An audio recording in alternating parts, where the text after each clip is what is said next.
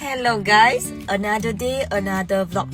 Hari ini kita nak pergi salah satu rumah customer kita juga untuk buat pemasangan. Rumah customer ni dekat Sophia Residence. Customer ni masa kita pilih warna langsir, dia sangat takut.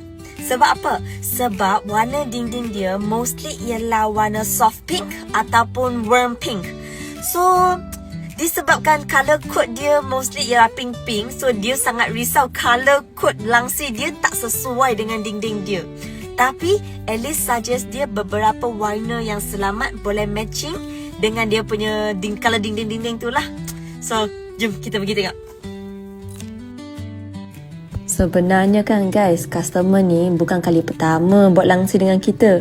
Dari sini pun boleh nampak betapa percaya dia dan terus sokong Laura Curtain untuk buat langsir kepada dia. Ini memang buat kita rasa sangat semangat untuk bagi hasil yang terbaik kepada semua orang.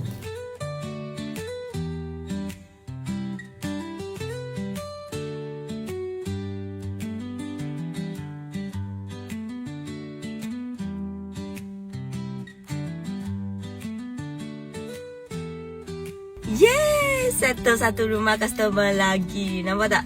Sebenarnya customer ni dia ada request dengan saya tau. Dia kata dia tak nak semua tempat sama color punya langsir. Contoh macam ruang tamu dia warna ni, bilik dia nak warna lain pula. So nampak tak? Saya dapat settle semua permintaan customer-customer kita. So guys, andai kata kalau kamu risau dinding awak tak senang nak matching color, perabot-perabot awak tak senang nak matching color, jangan risau.